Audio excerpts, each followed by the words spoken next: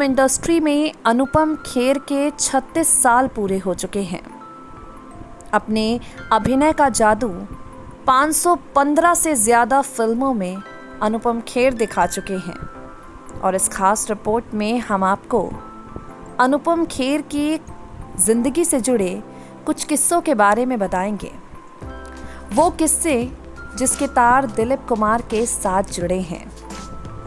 आप सब जानते हैं अनुपम खेर और दिलीप कुमार, इन दोनों ने स्क्रीन शेयर की है। एक फिल्म जिसमें दिलीप कुमार थे हीरो, अनुपम उसी में विलन का किरदार निभाते हुए दिखाई पड़े थे।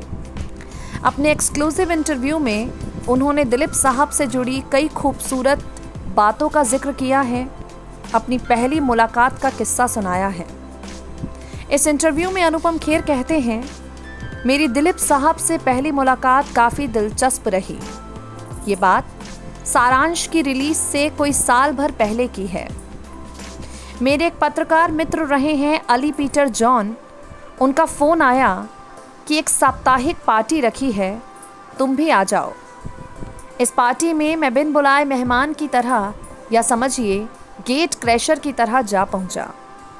मुझे बताया गया था कि दिलीप साहब पार्टी में आने वाले थे। उनसे मिलने की मेरी तमन्ना मुझे इस पार्टी में ले गई। अनुपम खेर से सवाल किया गया कि आपकी दिलीप साहब से पहली मुलाकात कैसी रही। अनुपम कहते हैं, मैंने दिलीप साहब को नमस्ते किया तो उन्हें लगा कि मैं उनका पुराना दोस्त हूँ और अरसे से मिला नहीं हूँ। उन्होंने बहुत लाड से मेरा हाथ पकड़ा और सिर्फ पकड़ ही नहीं लिया, बल्कि 10-15 मिनट तक मेरा हाथ पकड़कर पूरी पार्टी में घूमते रहे। वो मेरा परिचय लोगों से अपने पुराने जानकार के तौर पर कराते रहे। मैं क्या कहता, मैं कौन हूँ। मैं घर लौटा, 2 दिन तक हाथ नहीं धोए, ना ही नहाया। अपना हाथ दिलीप कुमार के हाथों में होने के एहसास ने मुझे ऐसा करने से बार बार रोक लिया। इसके बाद अनुपम खेर बताते हैं सारांश से जुड़ा किस्सा। आपको बता दें, अनुपम खेर से जुड़े कई किरदार हैं जो आज भी लोगों के जहन में जिंदा है और सबसे मशहूर किरदार डॉक्टर डैंग का, क्योंकि इस किरदार के साथ दिलीप कुमार के तार भी जुड़े हैं।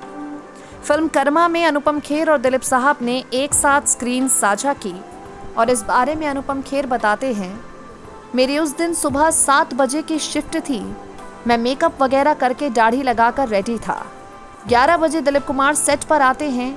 आते ही सुभाष घई से बोले, अरे भाई कोई चाय वगैरह मिलेगी क्या।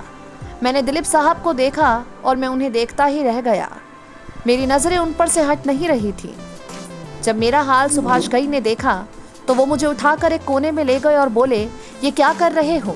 अगर दिलीप साहब से इतना प्रभावित हो जाओगे तो कैमरे के सामने डॉक्टर डैंग का किरदार कैसे निभाओगे।